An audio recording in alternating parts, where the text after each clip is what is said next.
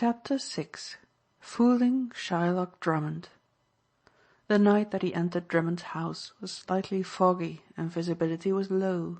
He was dressed as he had been when he encountered Drummond at the club.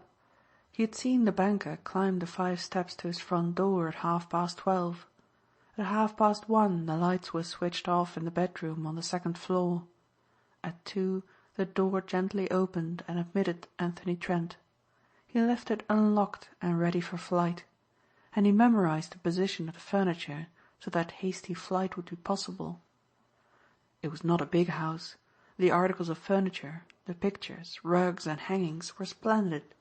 The interior decorators had taken care of that, but he had seen them all in the magazine. Trent knew very well that to obtain such prizes as he sought could not be a matter of certainty. Somewhere in this house was a lot of currency, and it might be in a safe. Old-fashioned safes presented few difficulties, but your modern strong-box is a different matter. Criminal investigator as he was, he knew one man seldom attempted to dynamite a safe. It was a matter for several men. In itself the technique was not difficult, but he had no accomplices, and at best it is a matter better fitted for officers in the night silences than a private residence. He had been told by criminals that it was astonishing how careless rich men were with their money. Anthony Trent proposed to test this. He had made only a noiseless progress on a 6 stairs on his upward flight when a door suddenly opened, flooding the stairway with light. It was from a room above him, and there were steps coming along a corridor toward him. Feeling certain that the reception rooms leading off the entrance hall were empty, he swiftly opened the door and stepped backward into the room, watching intently to see that he had escaped the observation of someone descending the staircase. From the frying pan's discomfort to the greater danger of the fire was what he had done for himself. He found himself in a long room, at one end of which he stood, swearing under breath at what he saw. At the other, Mr. Wyndham Drummond was seated at a table, and Mr. Drummond held in his hand an ugly automatic of .38 caliber. Covering him with the weapon, the banker came swiftly toward him. It was the unexpected moment for which Anthony Trent was prepared. Assuming the demeanor of the drunken man, he peered into the elder man's face. He betrayed no fear of the pistol. His speech was thickened, but he was reasonably coherent. "It is old Drummond, isn't it?" he demanded. "What are you doing here?" the other snapped, and then gave a start when he saw to whom he spoke. "Mr. Bulstrode."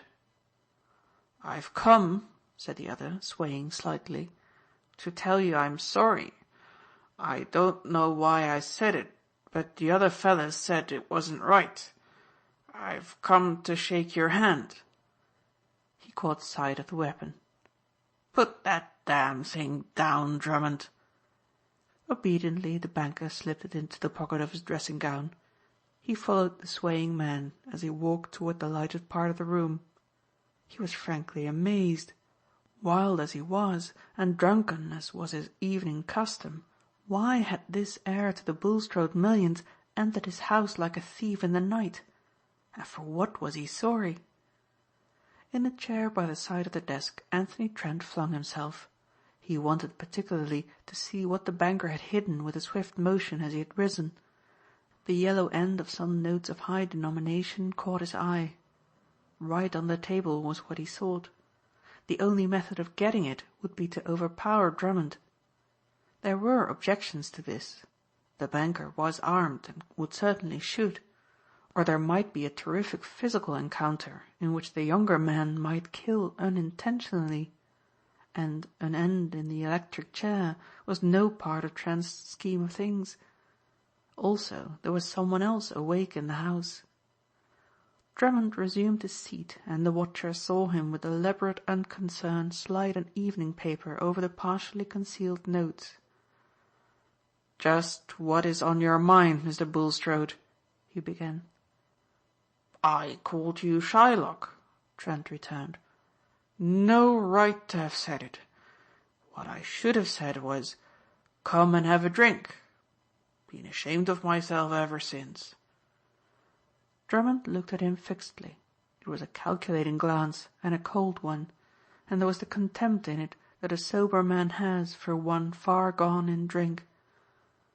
"And do you usually break into a man's house when you want to apologize?" There was almost a sneer in his voice. "Break in?" retorted the other, apparently slow at comprehending him. "The damn door wasn't locked.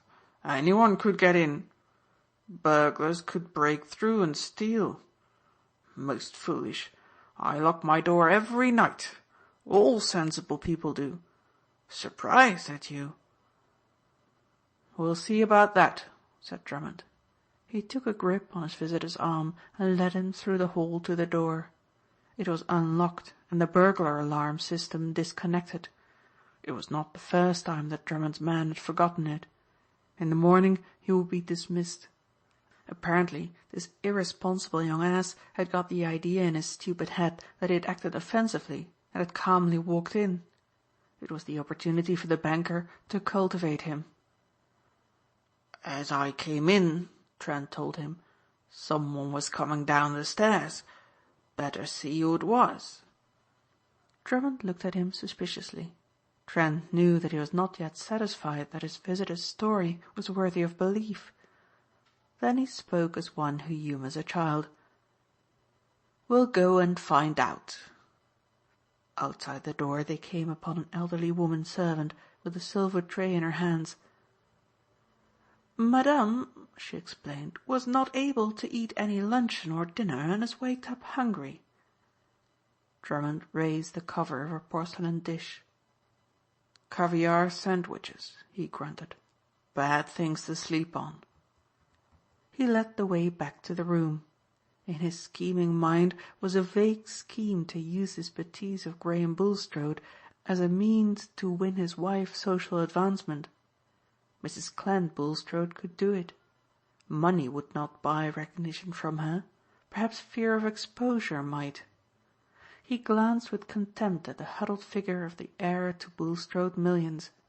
The young man was too much intoxicated to offer any resistance. Tall, huge and menacing, he stood over Anthony Trent. There was a look in his eye that caused a certain uneasiness in the impostor's mind. In another age and under different conditions, Drummond would have been a pirate. "If it had been any other house than mine," he began, "and you had not been a fellow clubman, an unexpected call like this might look a little difficult of explanation." Anthony Trent acted his part superbly. Drunkenness in others had always interested him. Drummond, watching his vacuous face, saw the inebriated man's groping for a meaning admirably portrayed. "What do you mean?" "Simply this," said Drummond distinctly. "At a time when I am supposed to be in bed, you creep into my house without knocking or ringing. You come straight into a room where very valuable property is. While I personally believe your story, I doubt whether the police would. They are taught to be suspicious. There would be a lot of scandal. Your mother, for instance, would be upset. New York papers revel in that sort of thing. You have suppressed news in Boston papers, but that doesn't go here." He nodded his head impressively. "I wouldn't like to wager that the police would be convinced. In fact, it might take a lot of publicity before you satisfied the New York police." The idea seemed to amuse the younger man. "Let's call them up and see," he suggested, and made a lurching step toward the phone. "No, no," the other exclaimed hastily. "I wouldn't have that happen for the world." Over his visitor's face Drummond could see a look of laboring comprehension gradually stealing. It was succeeded by a frown. An idea had been born which was soon to flower in high and righteous anger.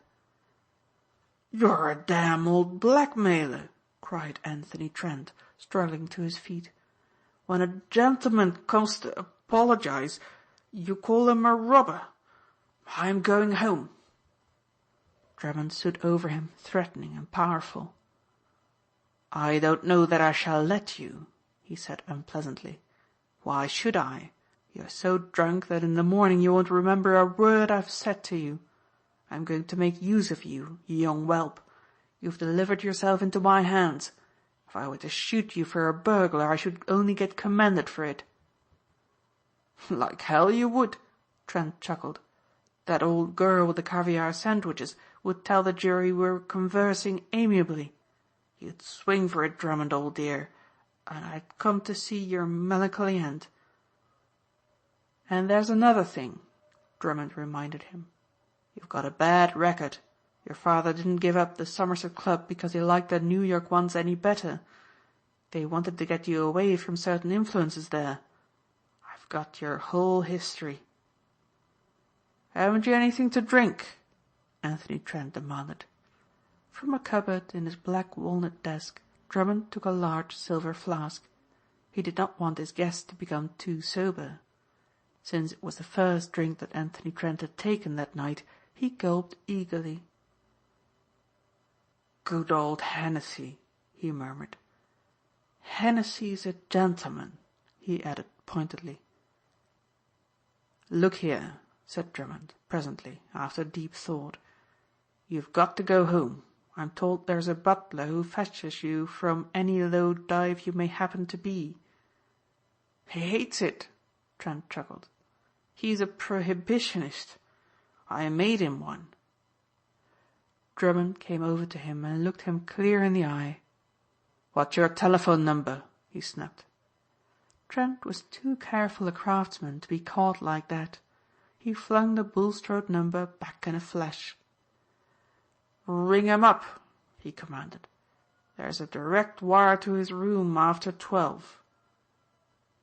"What's his name?" Drummond asked. "Old man afraid of his wife," he was told. Mrs. Kinney had told him of the nickname young Bulstrode had given the butler. Drummond flushed angrily. "His real name? I'm not joking." "Nor am I," Trent observed. "I always call him that." He put on an expression of obstinacy. "That's all I'll tell you. Give me the phone and let me talk." It was a bad moment for Anthony Trent. It was probable that William Drummond was going to call up the Bulstrode residence to make certain that his visitor was indeed Graham Bulstrode, and if the butler were to inform him that the heir already snored in his own bed, there must come the sudden physical struggle. And Drummond was armed. He had not failed to observe that the door to the entrance hall was locked. When Drummond had spoken to the servant outside, he had taken this precaution. For a moment Trent entertained the idea of springing at the banker as he stood irresolutely with the telephone in his hand. But he abandoned it. That would be to bring things to a head, and to wait might bring safety. But he was sufficiently sure of himself to be amused when he heard Drummond hesitatingly ask if he were speaking to old man afraid of his wife.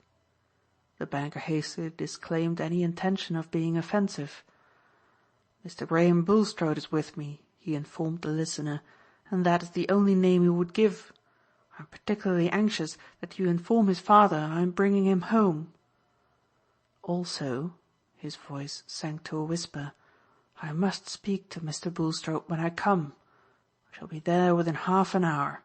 He'll be sorry all his days if he refuses to see me." As he hung up the instrument, he noted with pleasure that young Bulstrode was conversing amicably with his old friend Hennessy, whose brandy is famous. Drummond had mapped it all out. He would not stay to dress. Over his dressing gown he would pull an automobile duster as though he had been suddenly disturbed. He would accuse Graham of breaking in to steal.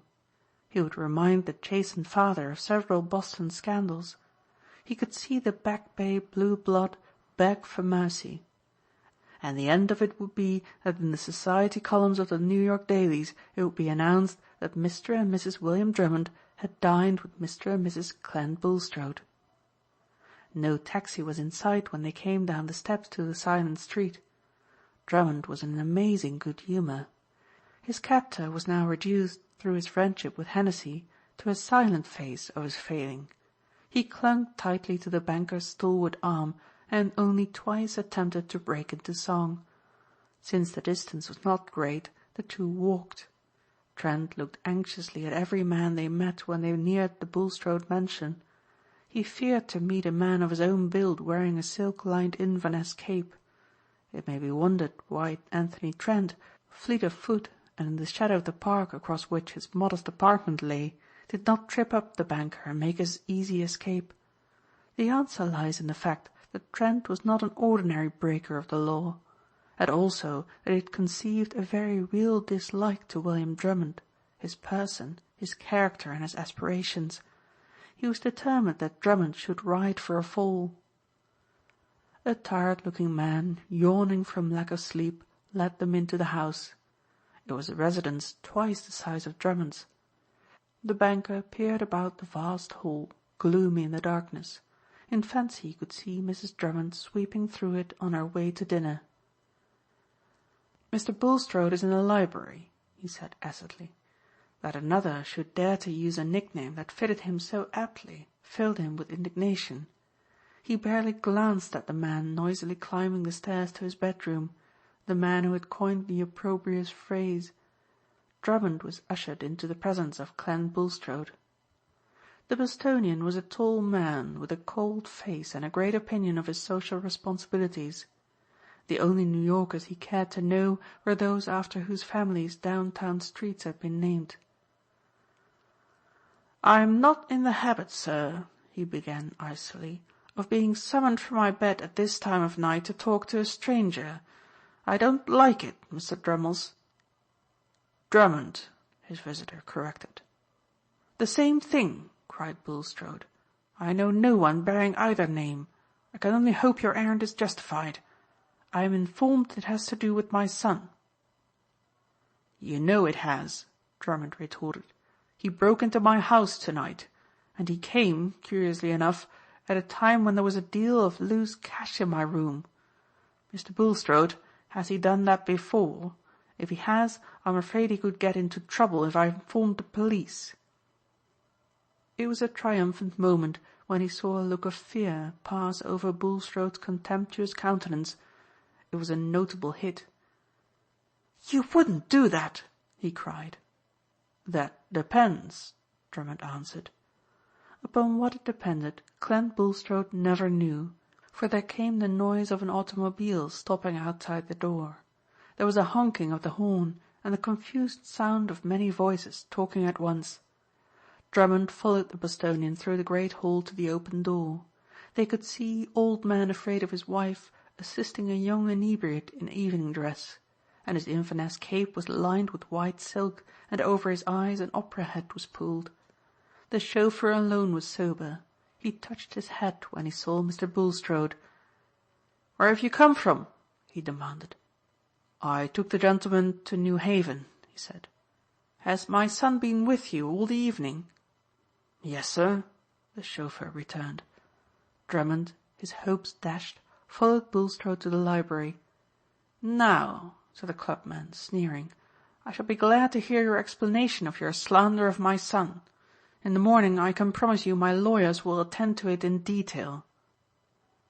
"I was deceived," the wretched Drummond sought to explain. "A man dressed like your son, whom I know by sight, came in and—" He went through the whole business. By this time the butler was standing at the open door, listening. "I can only say," Mr. Bulstrode remarked, "that these excuses you offer so glibly will be investigated." "Excuses!" cried the other, goaded to anger. "Excuses! I'll have you know that a father with a son like yours is more in need of excuses than I am." He turned his head to see the butler entering the room. There was an unpleasant expression on the man's face which left him vaguely uneasy. "Show this person out," said Bulstrode in his most forbidding manner. "Wait a minute," Drummond commanded. "You owe it to me to have this house searched. We all saw that impostor go upstairs. For all we know he's in hiding this very minute." "You needn't worry," Old Man Afraid of His Wife observed. "He went out just before Mr. Graham came back in the motor. I was going to see what it was when the car came between us." The man turned to Clem Bulstrode. It's my belief, sir, they're accomplices." "What makes you say that?" demanded his master. He could see an unusual expression of triumph in the butler's eye. "The black pearl stick pin that Mr. Graham values so much has been stolen from his room." "What have I to do with that?" Drummond shouted. "Simply this," the other returned, "that you introduced this criminal to my house, and I shall expect you to make good what your friend took." "Friend?" repeated the outraged Drummond. "My friend?" "It's a matter for the police." Bulstrode yawned. Drummond watched his tall, thin figure ascending the stairs. Plainly there was nothing left but to go. Never in his full life had things broken so badly for William Drummond. He could feel the butler's baleful stare as he slowly crossed the great hall. He felt he hated the man who had witnessed his defeat and laughed at his humiliation. And Drummond was not used to the contempt of underlings. Yet the butler had the last word. As he closed the door he flung a contemptuous good night after the banker. "Good night," he said. "Old man afraid of the police." A broken and dispirited man, William Drummond, banker, came to his own house. The pockets in which he had placed his keys were empty. There was no hole by which they might have been lost, and he had not removed the long duster. Only one man could have taken them. He called to mind how the staggering creature who claimed to be Graham Bulstrode had again and again clutched at him for support. And if he had taken them, to what use had they been put? It seemed he must have waited half an hour before a sleepy servant let him in. Drummond pushed by him with an oath and went hastily to the black walnut desk. There, seemingly unmoved, was the paper that he had pulled over the notes when the unknown came into the room. It was when he raised it to see what lay beneath that he understood to the full what a costly night it had been for him. Across one of his own envelopes was scrawled the single word, Shylock. End of chapter 6.